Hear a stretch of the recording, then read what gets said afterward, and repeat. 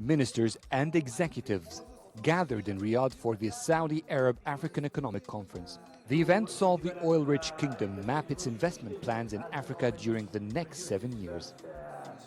In our industrial sector, we have already identified different sectors where we see a lot of opportunities also can be benefiting from Africa, such as the food processing, automotive, and also renewable and so on. In mining also we see great potential to work with African countries on both ways, in the upstream mining or in the geological survey and exploration, but also in manufacturing and processing. As Saudi Arabia diversifies its investments portfolio away from relying on oil and gas, Africa rises as an attractive virgin market. Participants were thrilled to hear the Saudis say they want to change the African traditional narrative from only a source for raw material. Africa is changing. The world is changing. Several developed economies today are looking up to Africa as a new frontier.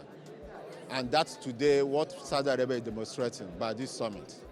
And I heard all the speeches being made.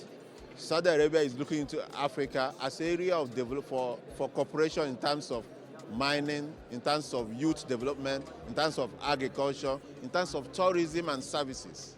And we think the African economy needs to begin to change from a primary economy servicing the world to a secondary economy. Saudi has the accessibility and excess capital, while Kenya and Africa in general has the opportunities available and the challenges of access to capital.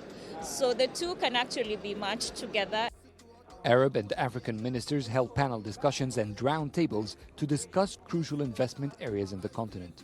From food security to training Africa's human capital and sustainable development, the Saudi conference investigated many of Africa's challenges and provided methods to approach them.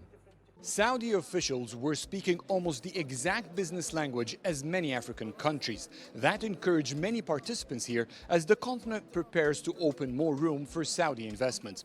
The kingdom says it has poured about $220 billion in recent decades in Africa. Agreements signed in this conference pledge $50 billion more.